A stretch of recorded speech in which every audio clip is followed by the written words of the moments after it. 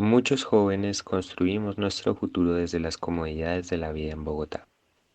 Solo algunos sabemos que tenemos este privilegio gracias a los esfuerzos de muchos jóvenes campesinos que algunas generaciones atrás lo dejaron todo para empezar de cero en la capital. Mi abuela fue una de esas jóvenes con el coraje para defenderse por su cuenta en el corazón de Bogotá, una ciudad desconocida y casi antitética al campo nariñense. Charandú, su vereda natal, era campo en medio de la nada. Aunque ya eran mediados del siglo XX, a la vereda no llegaba aún la radio o el periódico. Muchos de sus habitantes solo se informaban con los relatos de las personas de pueblos o ciudades cercanas.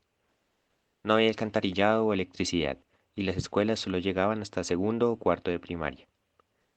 Las familias de Charandú eran matrimonios de campesinos tradicionales. Aunque varios hombres salían a trabajar fuera de la vereda, muchos se dedicaban a la agricultura de subsistencia, así que para mi abuela era normal ayudar con las labores del campo con solo 3 años. A la escuela donde ella iba asistían pocos, pues no era obligatorio enviar a los hijos a la escuela. Entonces ahí en la vereda éramos pocos, porque los que debían de estudiar eran los niños, no las mujeres. Las mujeres no necesitaban, ¿para qué? No era necesario que se educaran, que solamente para nomás de trabajar en el campo, criar animales y quedar cocinando para peones y obreros, no era necesario tener una escuela.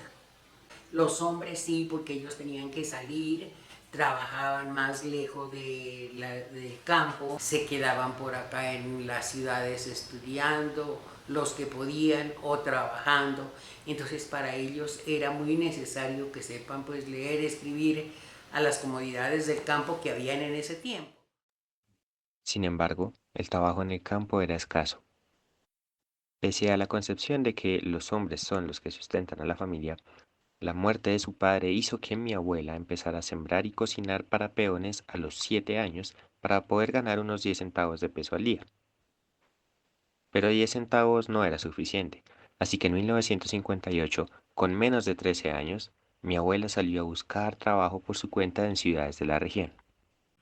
Entonces tuvo la oportunidad de irme a trabajar al Ecuador, me fui a Tulcán y trabajé en una casa con una familia que hacía todos los arreglos para mandar a Quito, sobre todo para cosas de sacerdotes, de obispos, de cosas, y arreglos de iglesias. Entonces yo ganaba como 14 sucres, que al cambio de Colombia me daba como 6 pesos, los cuales yo le entregaba todo a mi mamá para ayuda de mis hermanos. Luego se trasladó a Pasto, y unos meses después se le presentó una oportunidad que le cambiaría la vida.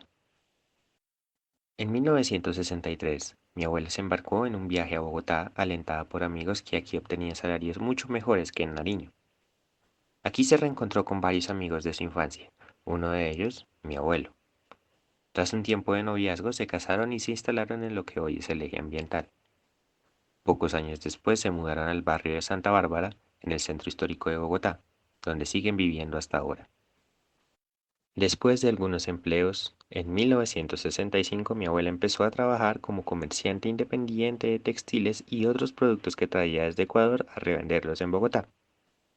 Al mismo tiempo, reanudó sus estudios desde cuarto de primaria en el Colegio Mayor de San Bartolomé, en jornada nocturna.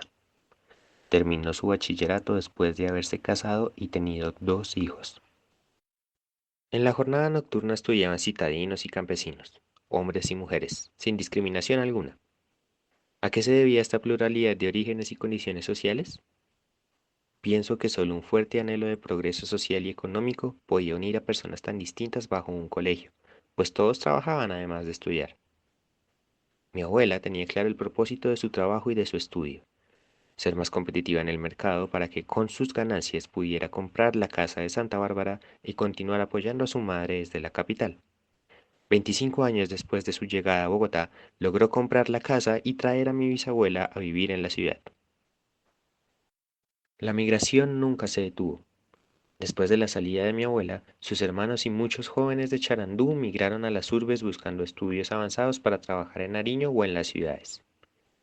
Las generaciones que vinimos después de mi abuela tenemos el privilegio de haber sido criados y educados en Bogotá, desde el preescolar hasta la universidad.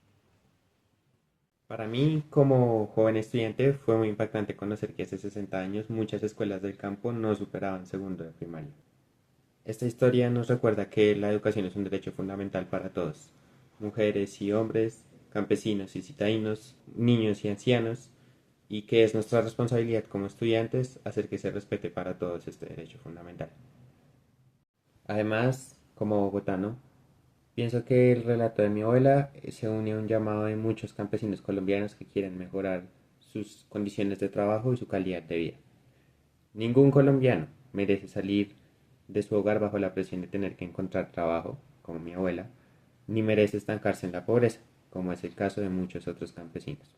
Quizás ayudar a mejorar la calidad y las oportunidades de educación y trabajo en el campo colombiano sea el primer paso para lograr un desarrollo social y económico que beneficie a todo el país y reduzca la desigualdad en nuestra sociedad.